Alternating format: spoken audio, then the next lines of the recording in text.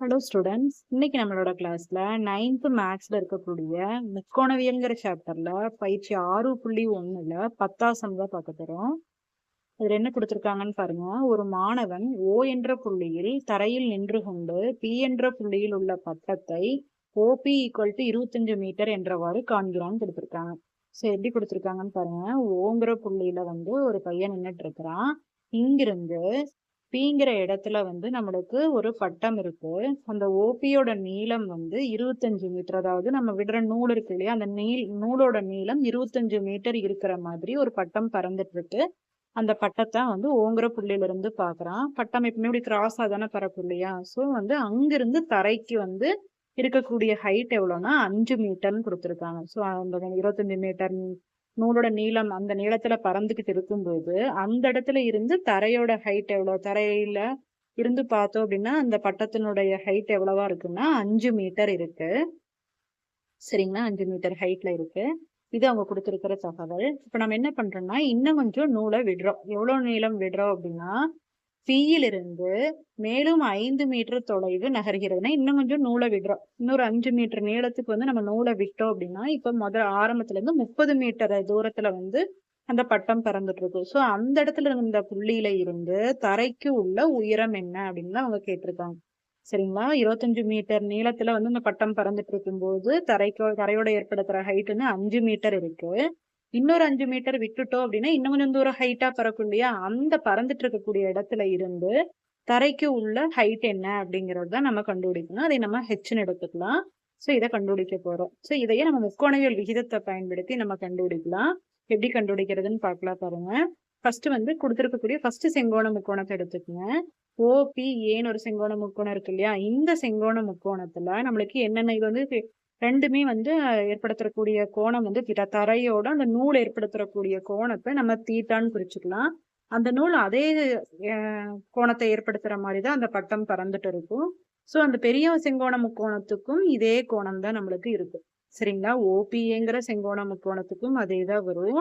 அதே மாதிரி இன்னொரு செங்கோண முக்கோணம் இருக்குது பாத்தீங்களா, அதுக்கும் அதே அளவுதான், அதே கோணம் தான் இருக்கு.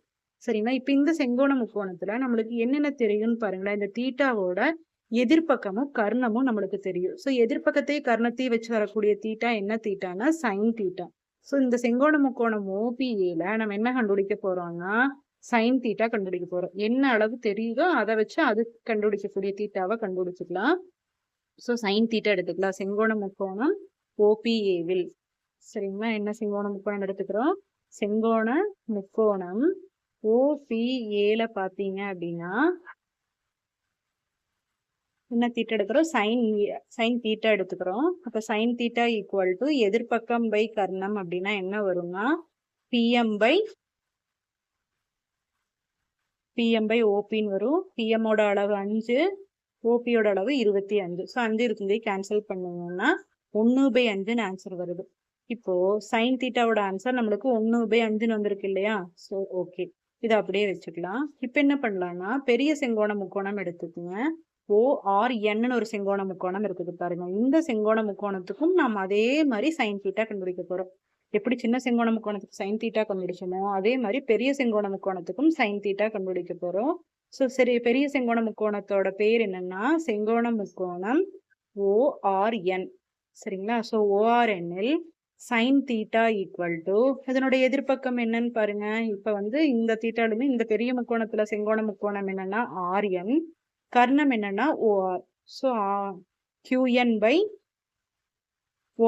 OQன்னு வரும். ஸோ QNோட அளவு என்னன்னு எழுதுங்க. QNோட அளவு H பை OQவோட அளவுனா டோட்டலா ஆல்ரெடி 25 இருந்தது, இப்போ ஒரு 5 மீட்டர் அதிகமா போயிருக்கிறதுனால டோட்டலா எவ்வளவுன்னா 35, 10 மீட்டர் போயிருக்கிறதுனால டோட்டலா 35ன்னு வந்துடும். இப்போ சைன் தீட்டாவோட மதிப்பு என்ன வருது, H/35ன்னு வருது. ஃபர்ஸ்ட் கண்டுபிடிச்சதும் சைன் தீட்டாவோட மதிப்பு தான், ரெண்டாவது கண்டுபிடிச்சிருக்கிறது சைன் தீட்டாவோட ஆன்சர் தான். ஸோ ரெண்டும் LHS சமம்ங்கிறதுனால RHSம் RHSம் சமம். ஸோ இதுல RHSல என்ன இருக்குன்னா 1/5 இருக்குது, அதுல H/30ன்னு இருக்குது. ஸோ அந்த ரெண்டும் சமம். ஸோ H/30 ஈக்குவல் டு சமன்பாடு 1,2ல இருந்து LHS சமம்ங்கிறதுனால RHS 2 ஈக்குவல்னு எடுத்துக்கலாம். இதனுடைய RHSல H/35 இருக்குது, இதனுடைய RHSல 1/5 இருக்கு. ஸோ அதை அப்படியே எழுதிக்கங்க. இப்போ உங்களுக்கு ஹெச் தானே வேணும். ஸோ இந்த 35 அந்த சைடு கிராஸ் மல்டிப்ளை பண்ணிக்கங்க. 1 × 35 35/5ன்னு வரும். 35 5ஆல வகுத்தீங்க அப்படின்னா 7 மீட்டர். ஸோ 7 மீட்டருங்கிறது தான் இதோட ஆன்சர். அதாவது நூல் இன்னொரு 10 மீட்டர் தூரம் மேலே பறக்கும்போது அந்த இடத்துல இருந்து தரையோட ஏற்படுத்தக்கூடிய ஹைட் என்னவா இருக்கும்னா 7 மீட்டர் ஹைட்ல